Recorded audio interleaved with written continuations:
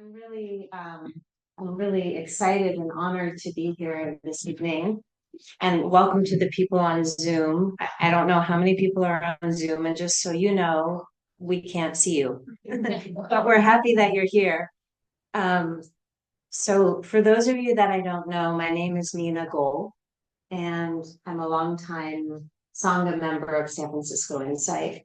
I think it's close to 20 years, long time. And I've been a facilitator with the Grip Training Institute for just over 3 years. So I want to introduce my colleagues here just by name, and then after the sit, they will introduce themselves more. So this is Robin Guillen, and next to Robin is Lindsey Villarreal.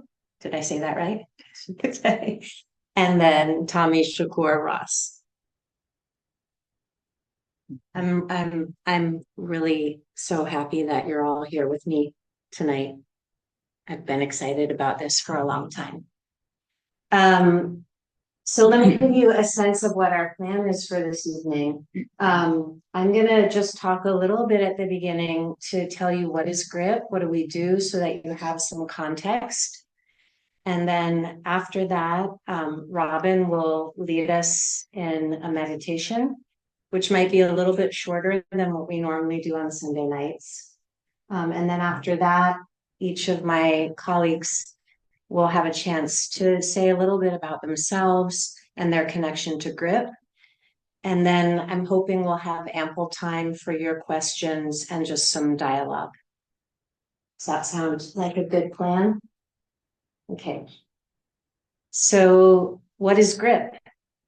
GRIP is an acronym for Guiding Rage into Power. And it is a year-long trauma-informed healing and accountability program that is currently being offered in 7 California prisons, 6 male facilities and 1 female facility. And it's being offered by a nonprofit called the Grip Training Institute. This year-long program, this year-long journey is a very deep and courageous one. And it has to do with stepping out of shame and hiding and secrecy into truth and remorse and accountability and coming back into a sense of belonging. It has to do with reconnecting with the sense of our bodies, challenging our belief systems, and healing like unhealed, unlooked at pain, trauma, original pain, unfinished business, and doing all of this in community, not doing it alone. The program is a group that's usually about 35 people, so we're together for the whole year. And it feels important for me to tell you that we do this program, we sit in a circle. And the reason why the circle feels important for me to tell you about is because you can't hide in a circle. And also in a circle, you can see everybody and everybody can see you, or you can be seen. So the program is built on 4 pillars, and I'll briefly name these pillars that kind of are the structure of the program. The first pillar is cultivating mindfulness. And so this is really the foundation. This is the ground that the whole journey grows out of. And so what is that is we're doing the same thing inside the circles that you all are doing in your practice of reconnecting to the present moment, reconnecting to the body,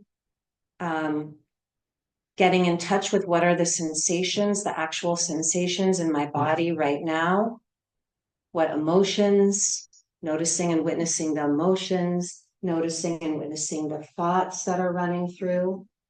And all of this in the service of seeing more clearly ourselves the world around us. So then, So then with that clarity, we can be more choiceful. We can respond rather than habitually react. So it's learning to slow down and see more clearly.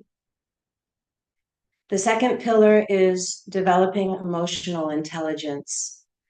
And this emotional intelligence is built in many ways. One way, just by being in that circle and processing stuff together, is building emotional intelligence, turning towards our hidden and hurt places and being witnessed and witnessing develops empathy. We do a whole process on grief, which reminds us of our interconnection. You know, nobody who's alive will escape grief and loss. That is the great equalizer. And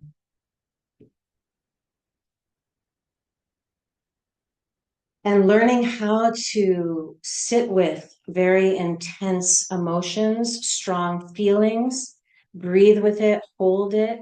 That's building the emotional regulation.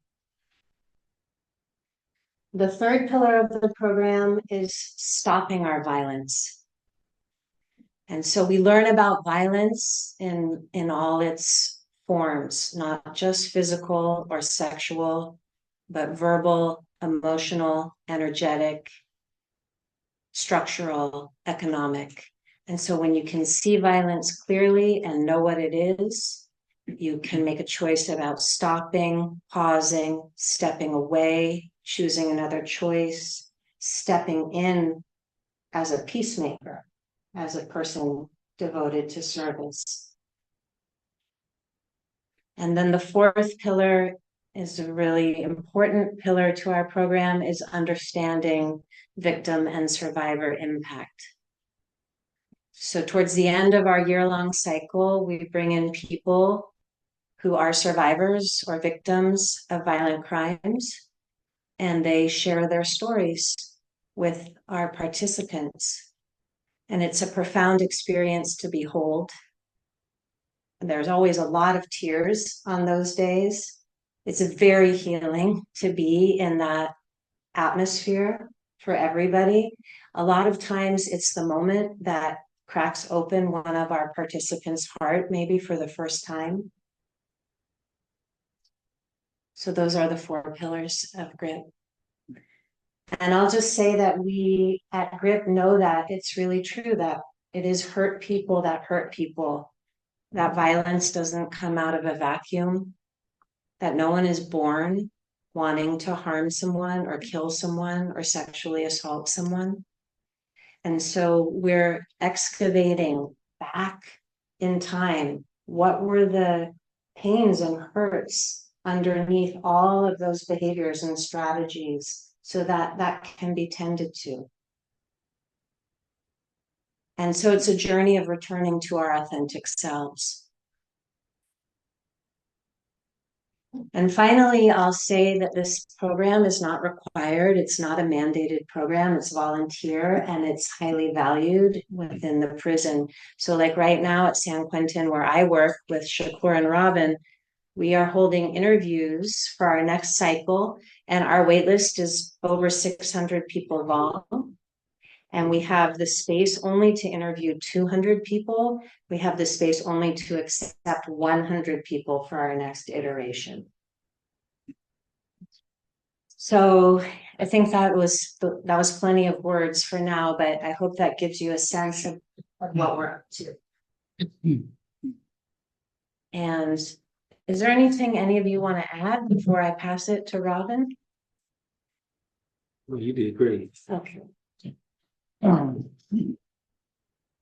So passing it to Robin. Thank you. I'd like to say that I appreciate the offer to sit in the sacred space with each of you.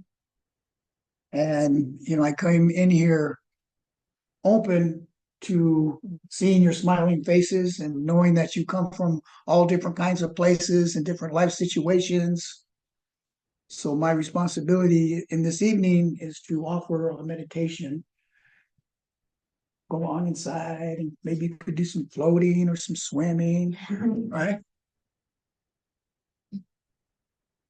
So I appreciate each and every one of you. I probably will not remember your names because there's so many of you. But it's just, I feel a very favorable energy here. So I'm sure most of you are quite familiar with settling in your body, grounding yourself, your alignment, your spine, the crown of your head, welcoming the sky, people.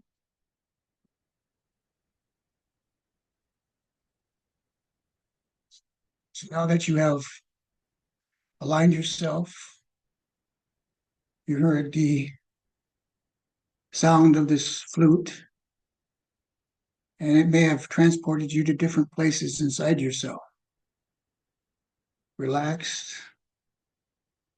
Remember your breathing. Slow inhales and slow exhales. Slow your heartbeat down. One of the practices of the grip community and what we do is we understand certain things that Nina had presented earlier called SETA, SETA, sensations, emotions, thinking, and actions. So with this guided meditation, I welcome you to visualize yourself as a salmon going upstream. And that current is going against you, but yet there's something inside of you that keeps you going. Understand your sensations. What does it feel like to be in the water and to feel that water on your skin as you swim up a river? And what are the emotions that you may be experiencing? Exhilaration, excitement.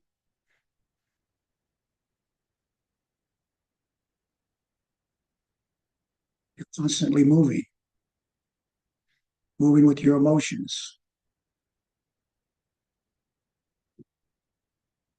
holding that energy. And you're thinking, what are the thoughts that you're having as you're swimming tirelessly up that stream, up that river, moving through the rocks, moving up, up.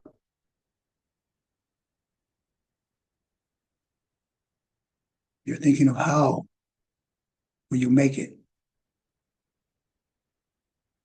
And that's when you tap into the action because you're telling yourself that you can make it. You can make it to the top, to where you will spawn and pass on your legacy, future generations. But from the beginning to the end, there's an enormous amount of work as you swim. And some of you will swim for many, many miles before you reach that destination, that space that will evolve a future generation. So as we sit in this sacred, calm, and quiet, peaceful place, and we open our hearts, our minds, our bodies, and our spirits up to this evening, what will be shared, we think of that salmon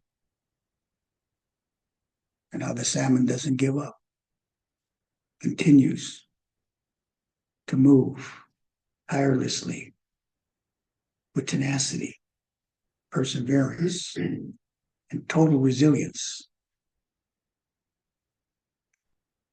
And as you move through this stream or river, think of all of the beauty that surrounds you, the beautiful redwoods, all the stones that are around you.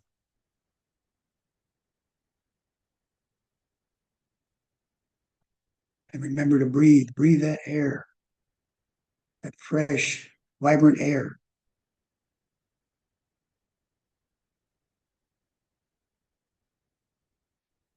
see the sun flickering through the water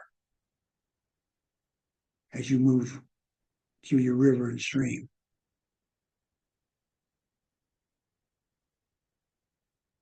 Hold this space, hold these moments. Allow them to reveal to you the beauty that you each carry inside of you.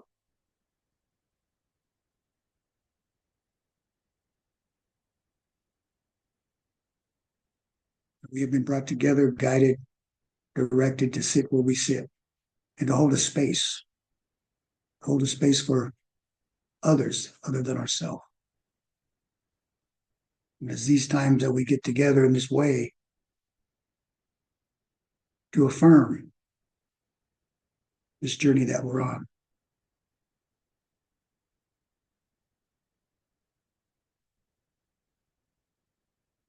Take a couple deep breaths, inhaling and slowly exhaling. And feel your body, feel the sensations of your body from the bottom of your feet to the top of your head, through your fingers. To have this alignment, to have this synchronicity with ourselves.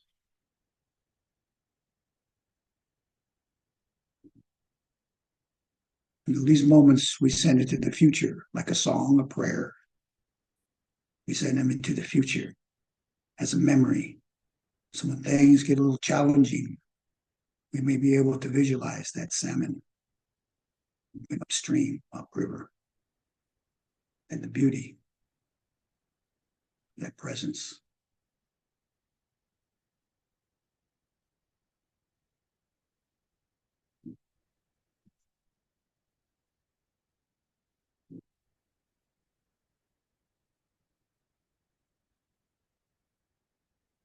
Bring you back to the Sangha,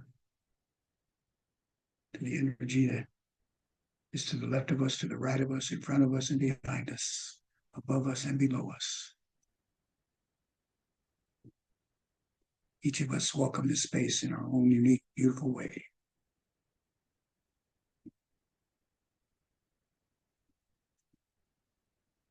So I ask that in your timing, slowly open up your eyes, adjust to the light, adjust to the sound.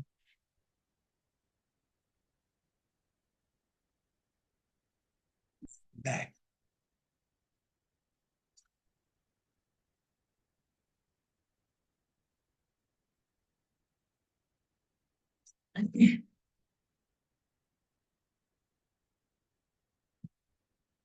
Thank you. Yeah. Thanks, Robin. Yeah. Okay, so Shakur, how do you feel about introducing yourself and Okay. Well, again, my name is Shakur. First of all, I want to say it's an honor to be here. I really enjoy having an opportunity just to connect with people in love and community and humanity, and particularly when it comes to sharing my journey. So I just want to say, buckle up tight. Well, I realize I only have a short, like about 10 minutes to talk. I'll try to condense it. But I will tell you that my journey with grip began uh, in San Quentin in 2014. I went to the tribe 662. Robin was actually my facilitator on the inside. And I can't tell you how much, I mean, it brings chills to my body to be sitting out here with him today, when on the inside he would be doing the very same thing that he's doing now, like leading us in a meditation or a grounding with his flute, right? But now here we are. Uh, I never thought this day would be possible. I served over 37 years in prison, and I was released in April of 2022. I went to prison in 1985 when I was 19 years old. I can tell you prior to that, I did close to 3 years in California Youth Authority. And prior to that, I did a year in camp. And prior to that, I was kicked out of 7 different junior high schools before being kicked out of Los Angeles Unified School District altogether and sent to an all boys school in East Los Angeles. And prior to that, uh, I was jumped on by gang members. And when I was 13 years old, on my way coming home from school, I purchased some tacos, and 3 young teenagers approached me and they robbed me of my tacos. And at that point, I decided to join the gang, and my life spiraled out of control. Now we're getting ready to go into the childhood to some degree, but I think it's really important for me to say, like, no matter what took place in my life, I had a choice, and I chose to do every single thing that I did in my life. I will say that going through grip, it allowed me to be able to process my unprocessed trauma, to be able to understand what motivated my behavior in the first place. And one of the things that we learn is like how to grieve and processing the childhood trauma. And so the trauma, but it runs really deep. Like even today, it still sits with me. I still feel it even as I speak today. Uh, and it's just there's just so many dynamics to it, environmental factors that I experienced growing up. I'll say I was raised by a Baptist father. He was a minister. My mother was a nurse. I had 5 siblings. I was the fourth of five. But I could tell you, on this journey, I had to go back and I had to really like look at the things that were going on in my parents' lives, not as a way to blame, but just as a way to have empathy and compassion and understand things for my parents. So my father, he was born in Mississippi in 1914. He was 17 years older than my mom. He was captured in World War II and tortured. And so I have no way of understanding how his life was like because by the time I was 13, I was just disconnected from my family altogether. And I didn't understand anything about family values. My mother, she was born in 1931 in Alabama. And one of the things my cousin told me, uh, my cousin is Angela Davis. And Angela, she came to visit me when I was in San Quentin. And she told me that my mother was a favorite cousin, and my mother used to babysit her because she was older than her. She said that my mother's mom died when my mother was relatively young, and she said that my mother made an attempt to jump in the grave with her mother during the funeral, and she said that her display of emotion was something that she never experienced before or since. And afterwards, my mother was raised with my grandfather on a farm. I say that because I think it's important to just give you some context. Maybe without even going into details, you can infer. So, on my way to school one day at the age of six, I was sexually molested, uh, taken to a gas station bathroom by a stranger. And I didn't tell anyone about that. My father, being that he was a Baptist minister, I used to get harsh whippings, harsh, like like nobody's business. Like with a razor strap, he was a barber by trade, or extension cord.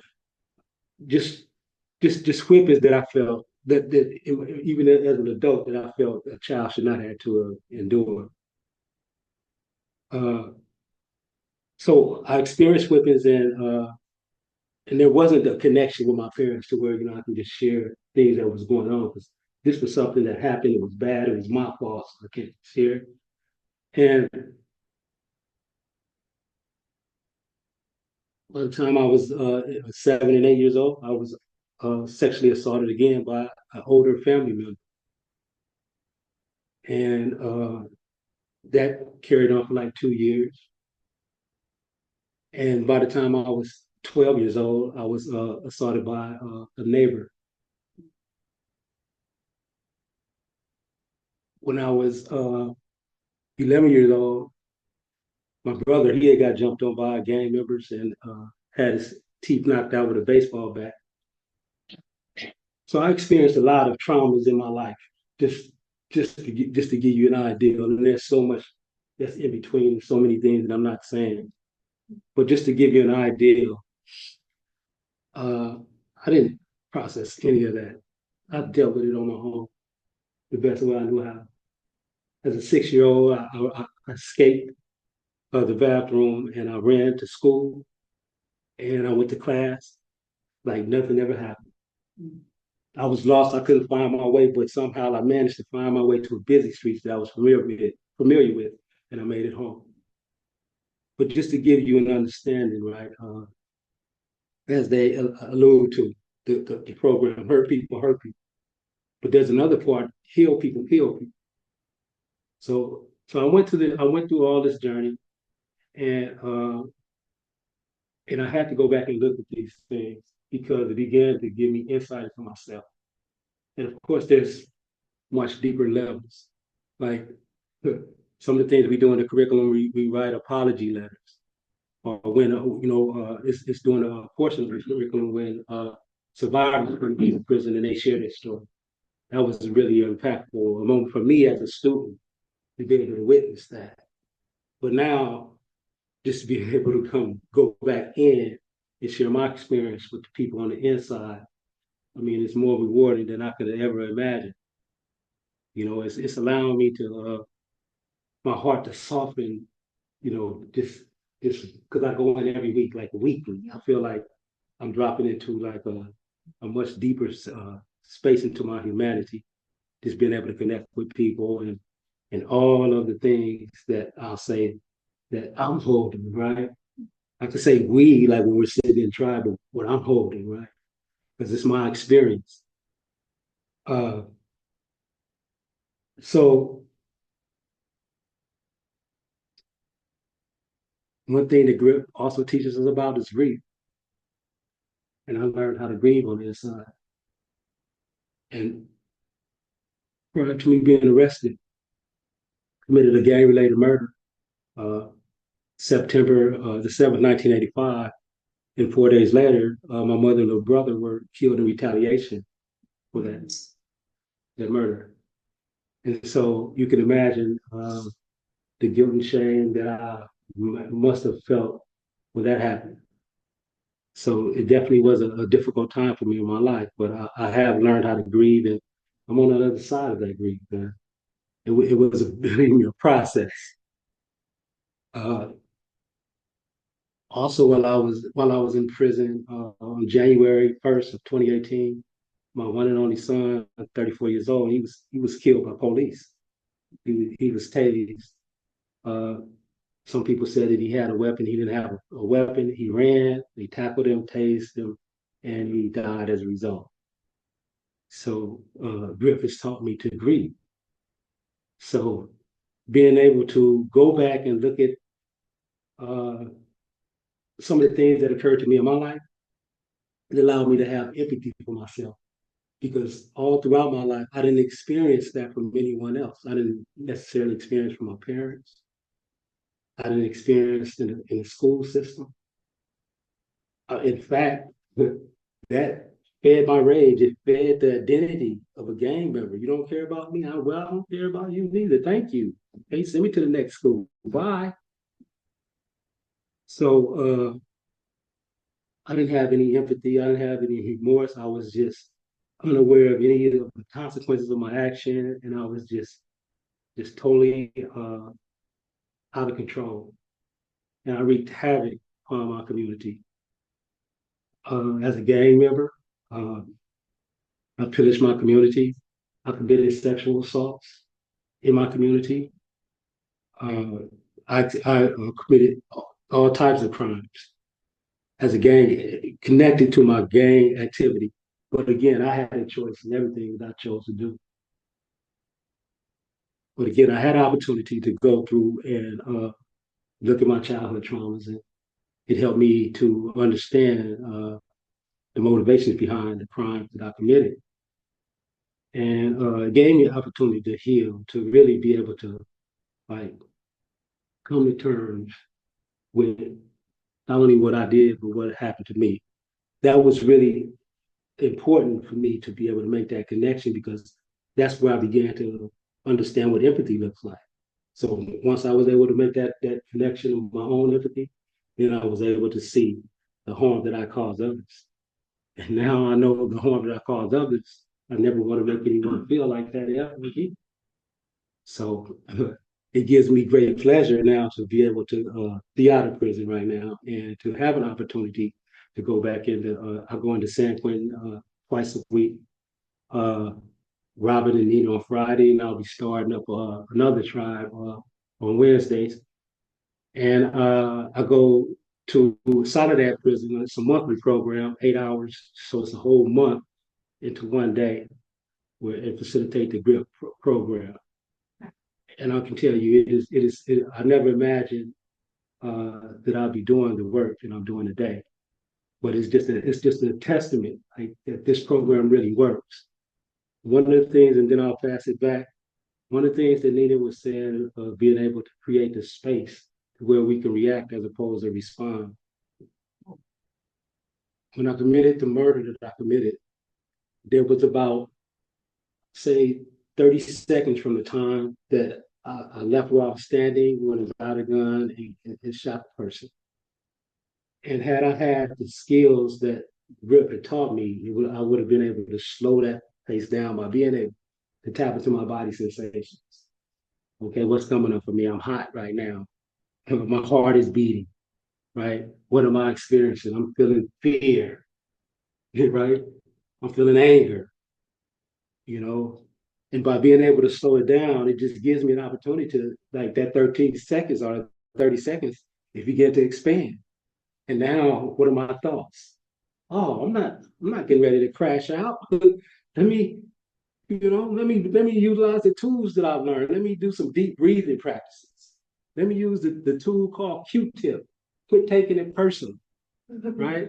Where I'm disengaged from the person, you know, that I blame. If I blame the other person, disengage from that script, right? And don't take it personal.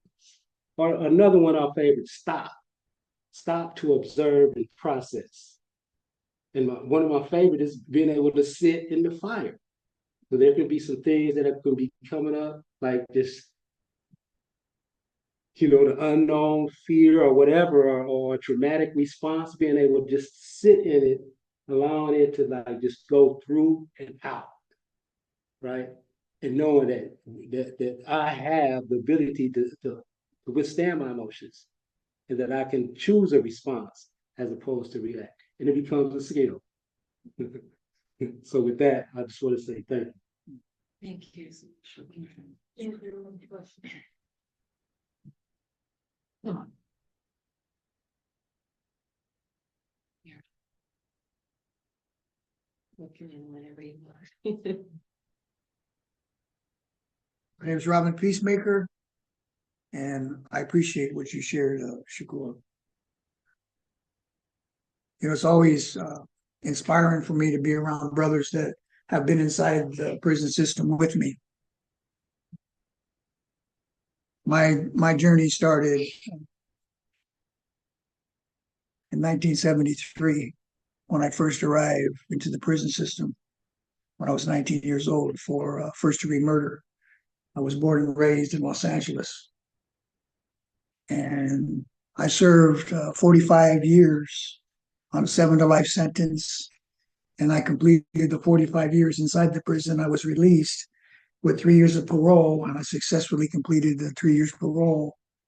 And I've been out of prison since January 11, 2018. And, I'm putting this out there because I really want you to kind of like share and embrace the journey that we all have in this life and our decisions and our choices. And some of them are sometimes so finite. And what I've learned with grip, and I've been with grip not only from the beginning, but before the beginning. And I say that because I sat with Jacques Verduin for some years prior to developing the grip curriculum and the workbooks. So I'm a little familiar with the grip curriculum and the work that it took to generate the curriculum and the importance of the curriculum. And I'm saying this because while I was in prison for those 45 years, I was a good guy for a while, and then I was a bad guy for a while. And I went back and forth for some time just to navigate myself inside the prison system because it was what I would call a hostile environment.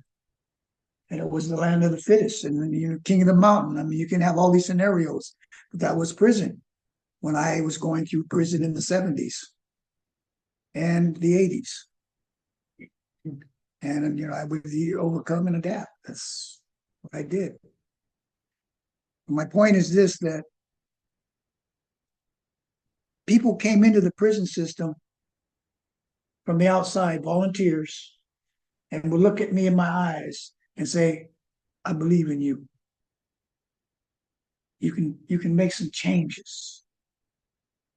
You don't have to be here for the rest of your life. You don't have to die in here.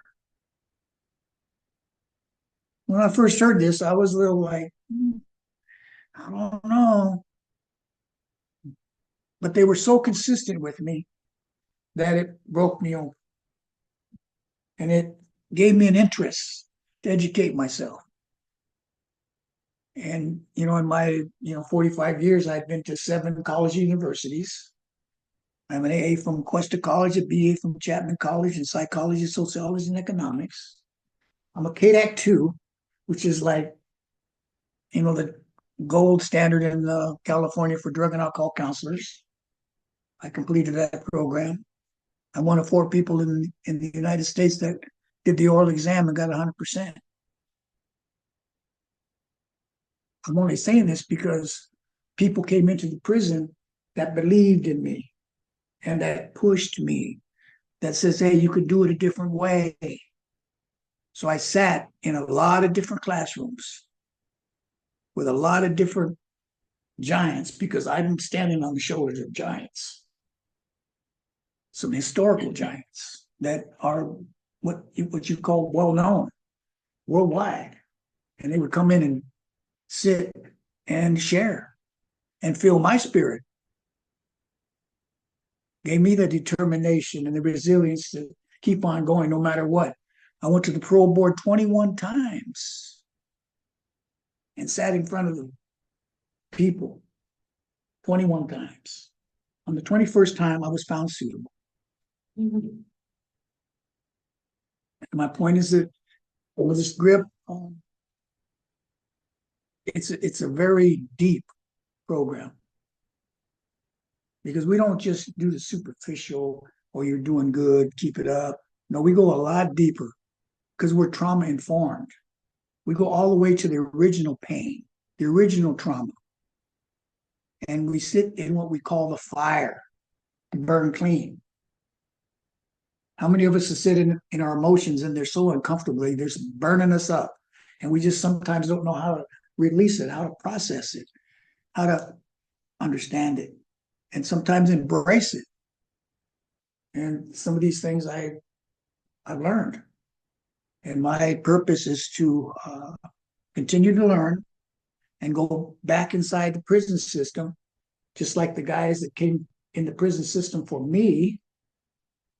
I'm able to do that for them. And that's the beauty of this work. And the grip, you will not find a program that is intense, as real, authentic, and life transforming. That's how it was designed.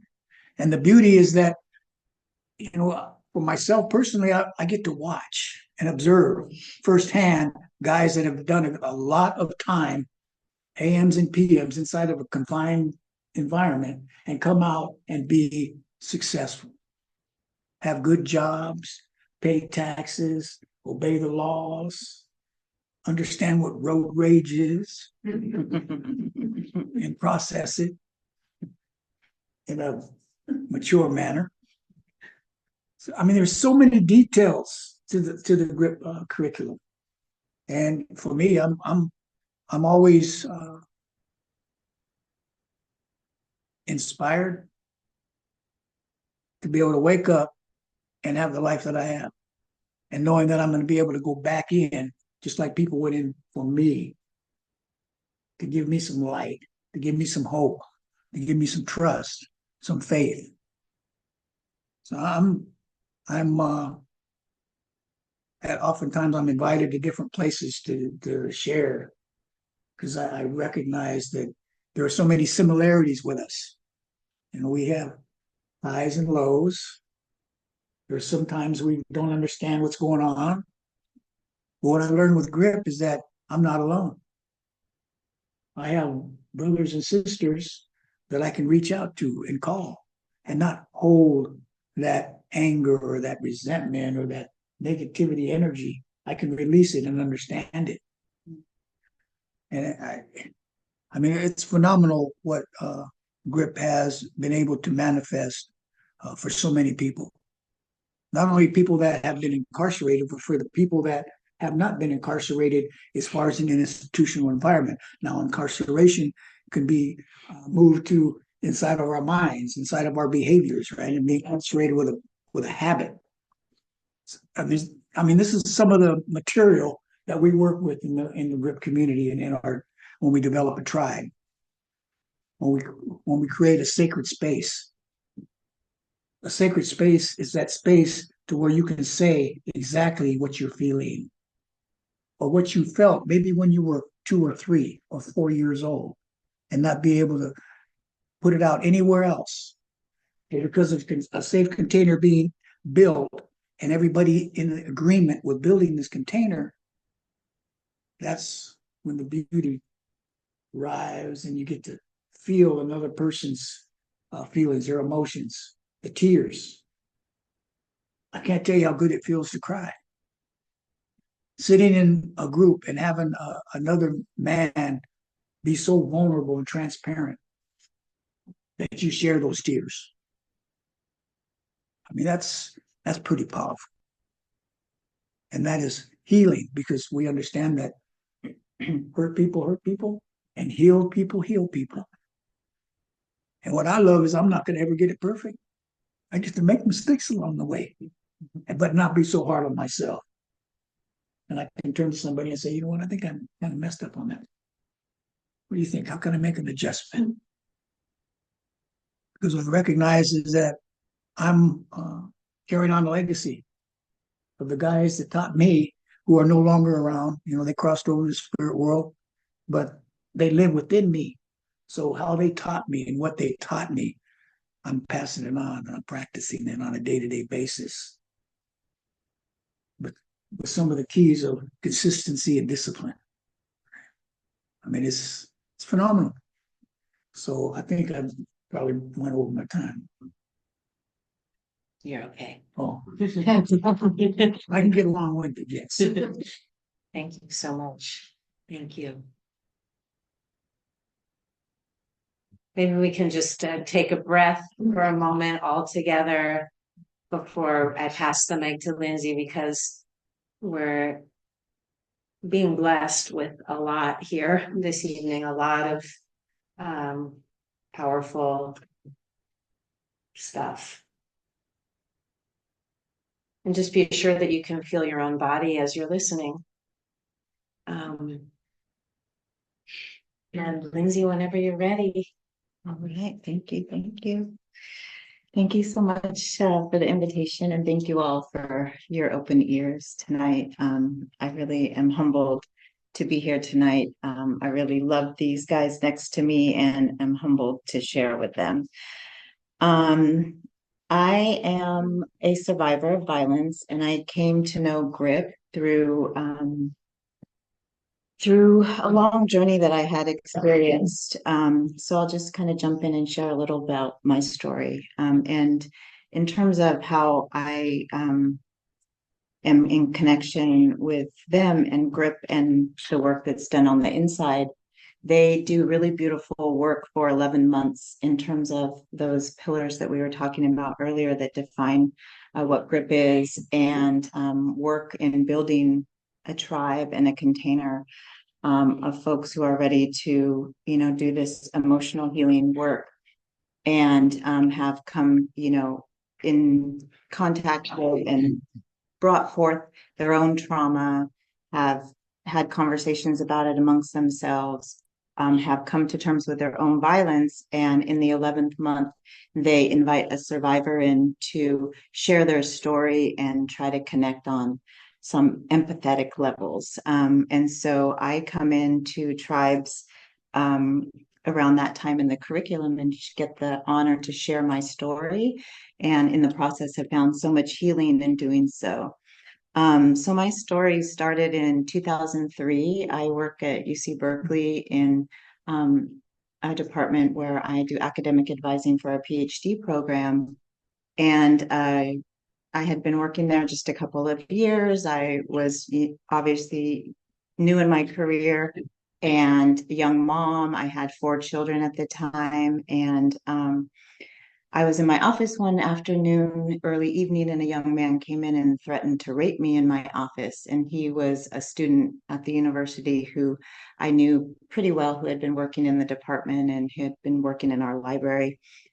And we had a relationship rapport built up before this moment, but at that moment, everything kind of shifted and changed. And I got out of the office that day and found safety, but it ended up in somebody calling the police, and it started what ended up being years of me ending up being stalked by this individual. It was a real cat and mouse game.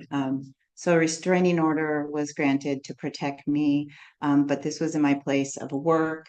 And he felt entitled to be in that space a lot because he was a student, but through the process ended up being kicked out of the university. So he threatened me, he would stalk me, he got arrested multiple times, so many I can't even continue to count, like that it was just consistent and regular. And every time I would go out to my car or jump on a BART train or be in an elevator at work, something would come up and I would find him and we'd have some sort of scary interaction, and he would get away and it would just kind of continue this cat and mouse game. So he went to jail multiple times behind these events, and we were just getting ready for graduation in 2007. And he had been stalking me for years at that point, and he was just like 3 days out of being released from jail from a stalking incident. And I was getting ready to coordinate graduation at the Greek Theater at UC Berkeley. And I was going through a stressful divorce at the time, dealing with a lot of toxic masculine behavior, a lot of violence in the home towards my children, a lot of verbal and emotional abuse towards myself. I never told my husband, even though we were living together, that I was being stalked, and any of the incidents that had threatened, because I was fearful of his response, and I was fearful of any violence that might occur in trying to protect me. But this day in 2007, I felt like I needed to continue to do my job and show up despite a lot of the fear that I had been feeling. So I showed up at the Greek Theater with 3 of my children who were ages 6, 8, and 9, I think, or 7, 9, and 10, something like that. And then my oldest son didn't make it because he had a soccer game. And I decided a day or two before this to disclose to my ex-husband what was going on, because things had been really starting to escalate and I just had some really bad feelings about things.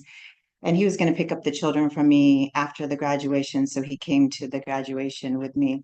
And at the end of the graduation, this young man who had been stalking me jumped up on the stage and really violently attacked me in hopes of taking my life.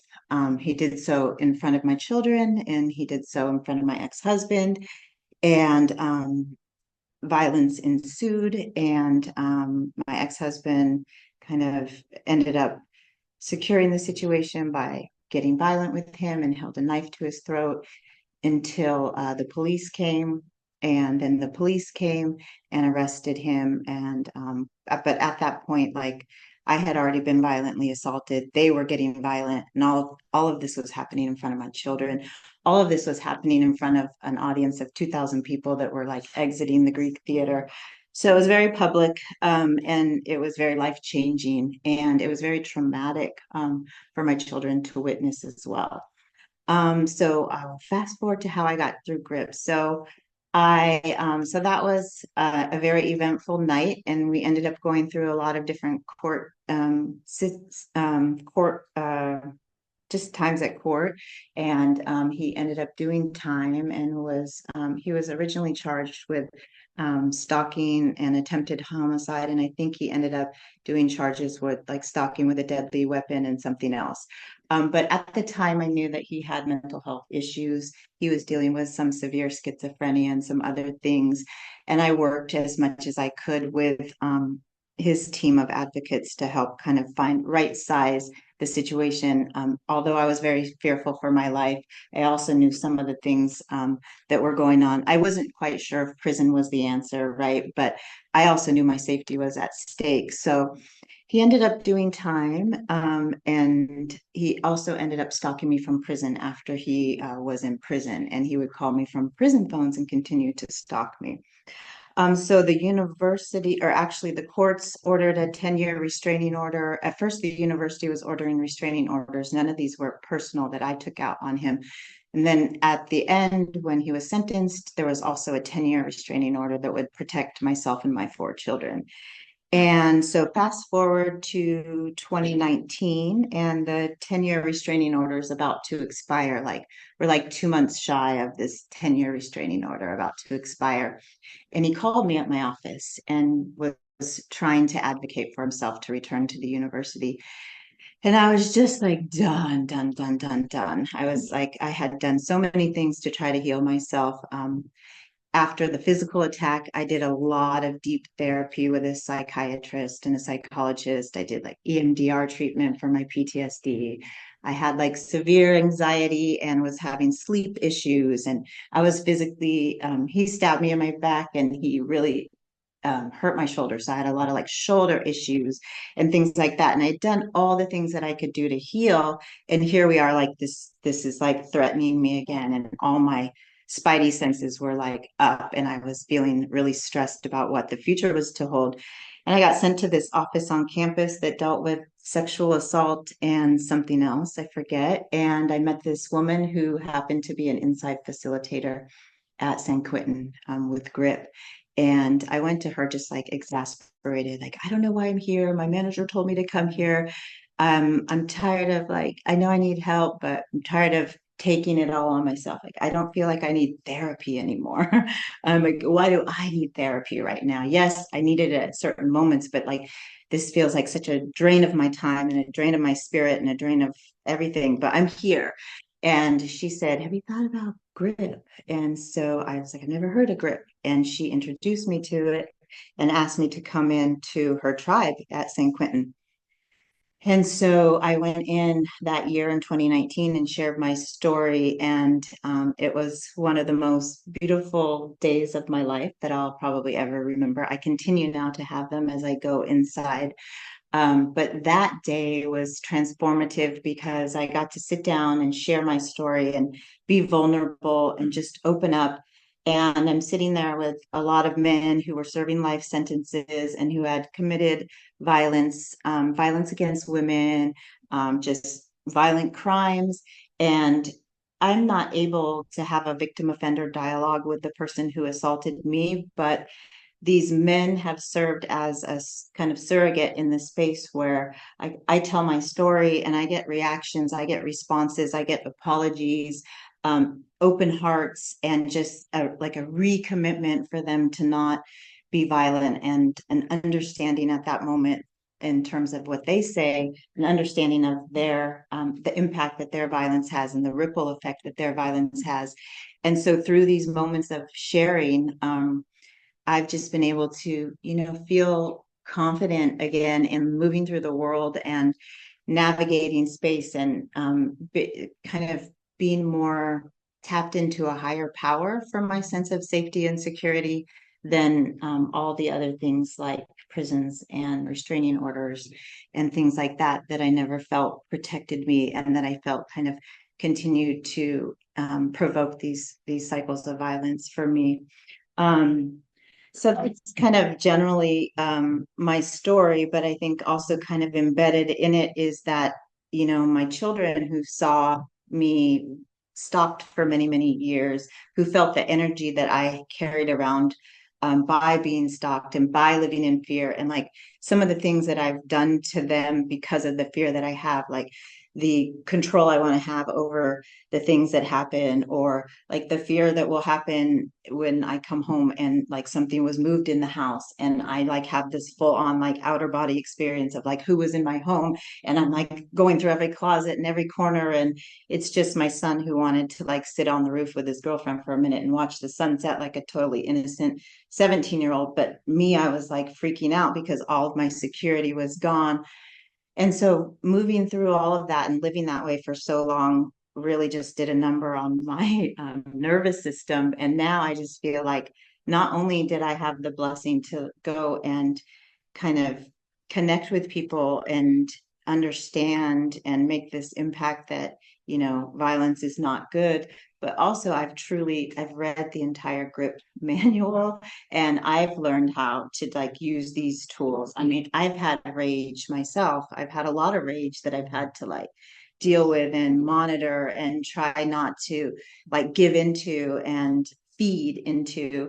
And so I've learned, through all of the exercises that they've been engaged in, also how to move through the world more peacefully and be more forgiving, and constantly like reminding myself I've been able to forgive. I really do forgive the person who's assaulted me. And I understand that a lot of the people who are committing violent crimes have this original trauma. I mean, you've heard it already tonight in the room. There's so much trauma in childhood that kind of lends itself to trauma as adults. That I understand that. I forgive. I wish the best for the person who has stalked and assaulted me. I can't maybe change that situation, but if I can go in and make changes with folks who are open to it and their hearts open, or they're in that moment where they're ready for it, and it just brings me so much joy. So that's what brings me to grip and keeps me coming back. It feels like religion for me.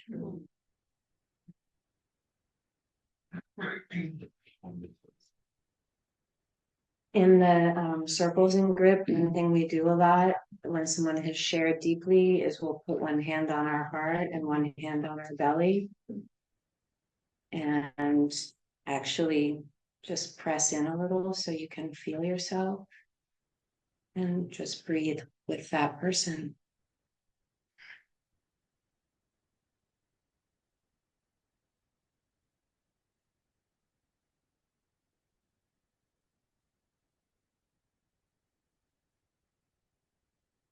And I understand that everybody sitting in this room has their own life story with your own pain or trauma and joy. We have a lot of joy in our circles also, but I understand that everyone here has a life full of a lot, and there may be stuff that got lit up in hearing what we've shared. There may be ways that you were touched. There may be ways that you got frightened. And just to say there's room for all of that, whatever your experience is. And for you to take a moment to actually know what is coming up for you so that you're not bypassing that, so that we can sit here and actually be together we can be in ourselves, and there's room for all of us, and we can be together.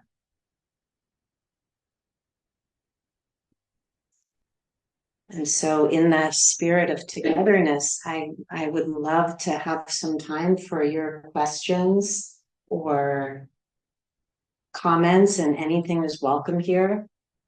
Unfortunately, I don't know who's on Zoom, but I don't think we can host your questions. But please, I'm so happy we have some open time here.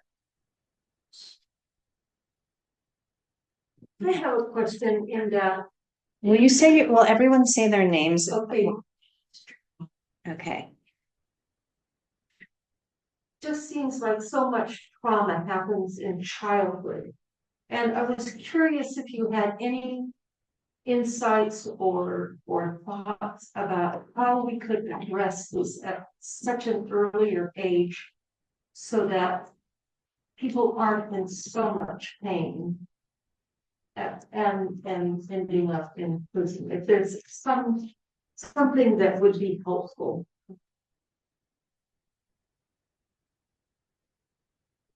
Yeah, I have something. Well, I personally think dialogues like these are important. But then on one hand, society, for the most part, they don't want dialogues like this. Like, how accountable can a person be? But I think it's really important. I know that for me, had I had some space or place where I can go to where I could like talk about what was going on in my life, then maybe the outcome of my life would have been different because I would have had some understanding of what was going on, that it wasn't my fault, and I could have processed it. So I think by being able to have dialogues, those hard conversations, but then I say people want their cake and eat it too. It's like, how can you have a hard conversation in elementary school, for instance? It's really difficult. It's a fine line. But I know one thing: we can't continue to sweep, sexual crimes or crimes on the rail like they don't exist. And being able to talk about it, that allows a person to be able to sit with it, to like process it, and maybe question it. So. Can you speak? Because I work in schools and I teach mindfulness, and my name is Andrew Jordan Nance, and we have a program called Mindful Arts San Francisco, and we bring about 40 volunteers into the schools, and we use theater and storytelling and art to convey the principles of mindfulness. We use stop. We play a game called What Are You Feeling? And we bring an actor up and we say, all right, let's pretend you're mad. And we say, do you feel hot or cold? Do you feel little or big? Yes. Is your heart beating fast or slow? And then, so when real life happens, Yeah. we can see them in the hallway and say, oh, looks like you're having a big feeling. We just validate them Yes. because there are no wrong feelings. There's just actions that are wrong, I believe. So it's exciting, and it's across the country. It's not everywhere, but it is growing. And social emotional learning is in almost every school in some capacity. It's not mindfulness, but things are changing. Like that. Just to add on to that, you don't have kids yourself, then you have friends with kids, or interact with kids in some way here or there. You can also bring these into those moments with those kids. We can all sort of take the responsibility to notice kids' feelings and be a space where they can process them. Thank you. Thanks. I was curious when you said that there were 600 persons on your waiting list. Yeah, My name is Simona. thank you. Yeah, I've long wondered why prisons aren't rehabilitative. That's a great question. Well, a lot. You want to answer that? Well, Historically, I'll say this, that in a non-biased piece, I've been witness to the Department of Corrections for several decades. And when I first entered the system, it was a little medieval and hostile to an extreme.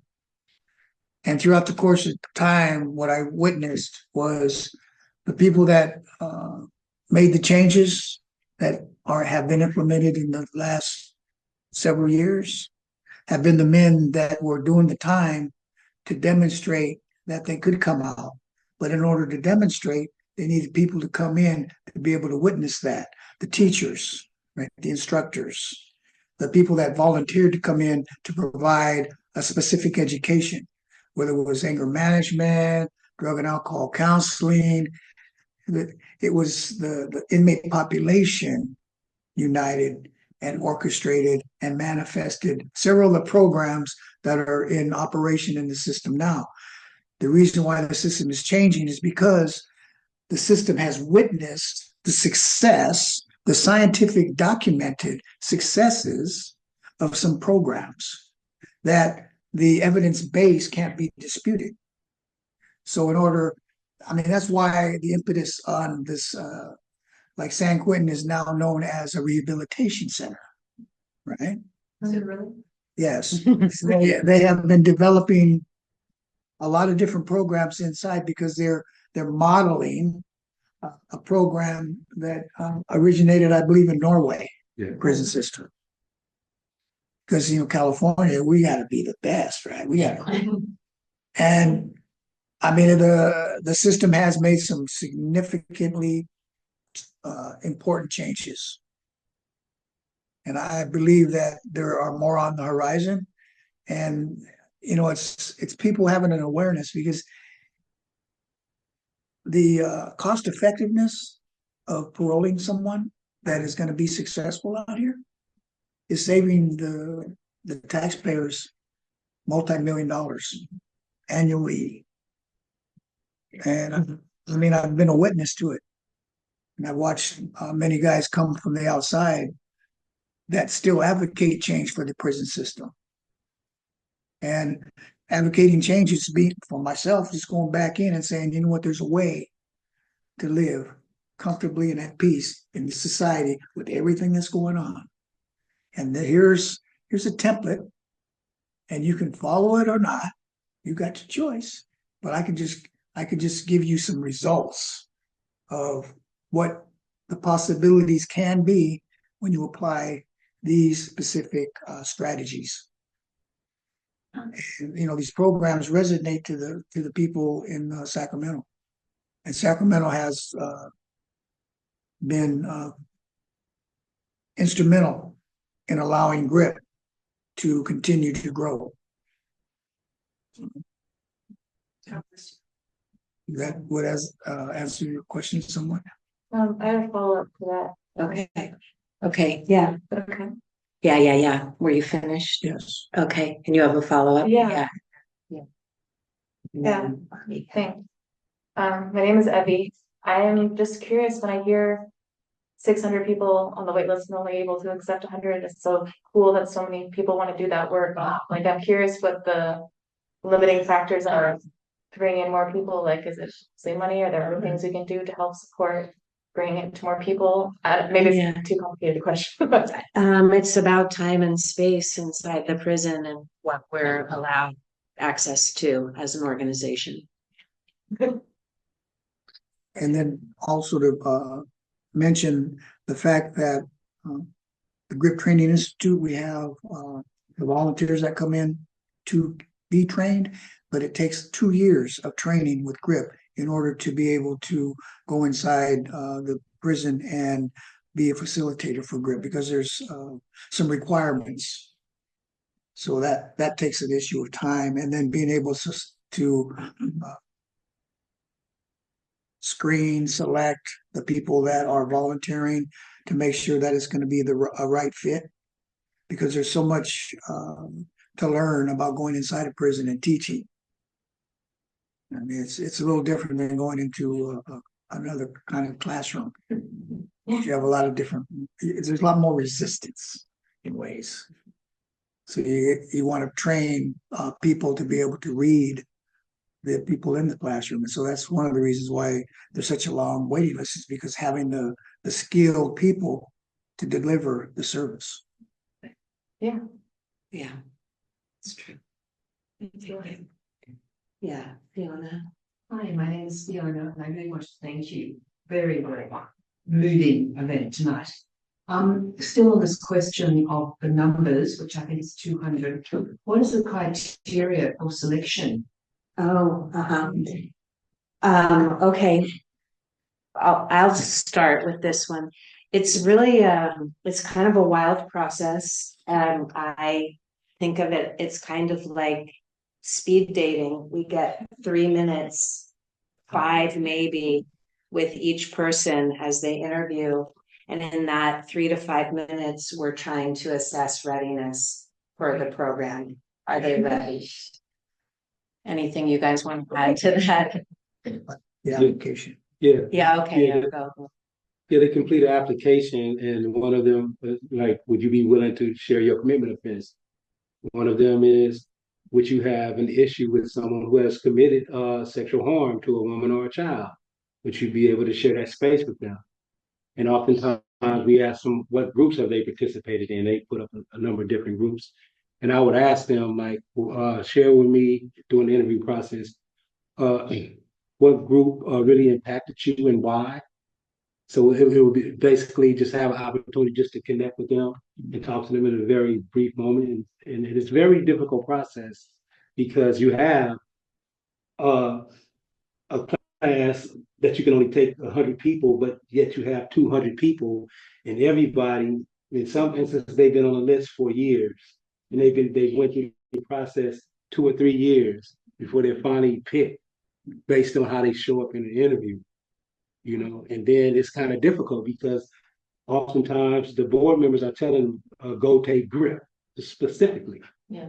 But then it's about how a person shows up at the interview, and it makes it difficult because one of the things that we do is we create diversity in each tribe. So we definitely want to have people, different races, different backgrounds, different religious beliefs, different ages, different way people identify. And so that's just the sauce of what makes really work. Because as Robin alluded to it, you can see that, oh, we all go through this. We all experience. We all have these things in common. So it's just a really beautiful process, but it's mind-boggling for me because it takes a lot out of me when I know, like, I sit on the other side, and I know what it's like to want to try to get it, to want to learn, to want to be a part of a program, and to not be accepted. Yeah, and sometimes people aren't ready, and then they come back and interview again in the next year or two, and they are ready. And just to clarify, because Shakur was said there, it's 100 people, and just to know that it's 3 tribes, so each tribe is about 30 people, and we haven't mentioned that we facilitate on a team with an amazing team of inside facilitators. So these are men who are still incarcerated, and they are our colleagues that we facilitate with. And to just name that, because they are doing a tremendous amount for the GRIP program. They are, they're on call 24/7, and they're holding a lot during the week while we're not there, or during the month. In the other, there's some tribes that are in a monthly model. So I see you guys. I'm looking at the time. I also know that Bhavani had a question. And so in fairness, I think I need to go to Bhavani, and then I think we may need to close. Though this is my favorite thing to talk about, so I'd love to stay here longer in service of time. Yeah. So my name's Bhavani, and it's such an honor to sit here in the space with all of you who are doing this amazing work. I was involved in, I don't know if you've ever heard of the Resolve to Stop the Violence project within the San Francisco County Jail. A lot of the same bases or pillars and that sort of thing in our program, it got translated into your program as well. And I worked with Jacques in the past, actually, and as he was getting GRIP going, or before it was even called GRIP and all that. So I just my heart goes out to you with the accountability piece and all that you're doing. the survivor piece. We would have survivors come in once a month to our program as well. And so there's just so much alignment of what's going on. And where you can have the same cohort for a year, that is such a gift, because as you all know, county jails like that, the turnover is just way, way too high. So we couldn't get that. And so when I hear you talk about that, I mean, I'm just so moved by the depth that you can obviously get to when it's the same group of guys for a whole year doing this work. That's just amazing. So thank you, and please, and I had a question and now it went out of my mind. That's okay. So anyway, but mostly it's gratitude, and I'm honoring you. I vow to you. Thank you.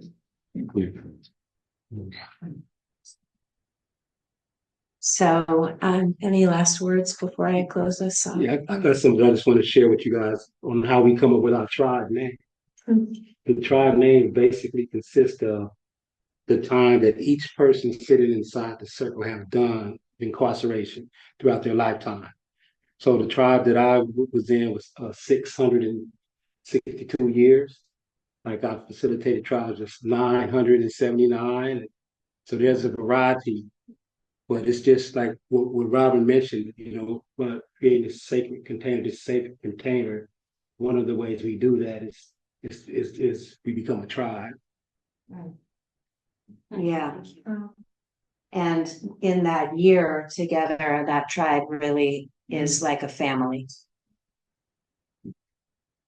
So let's just take a moment to close our evening. Would you like to do the closing, Robin? And I'll ring the bell. Sure. Okay.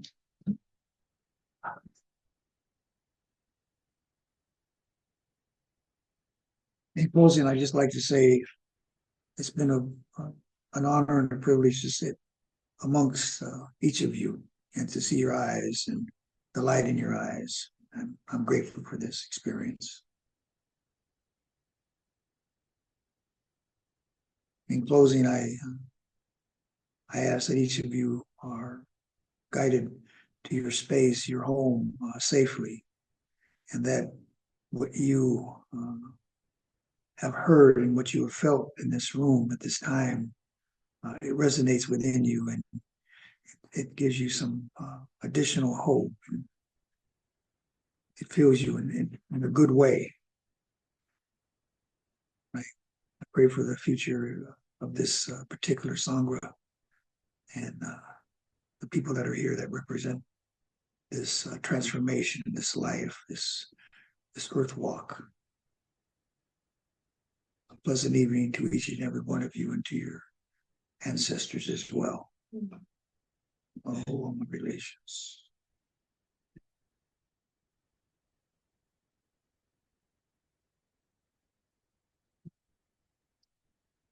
Thank you so much, everybody. Thank you.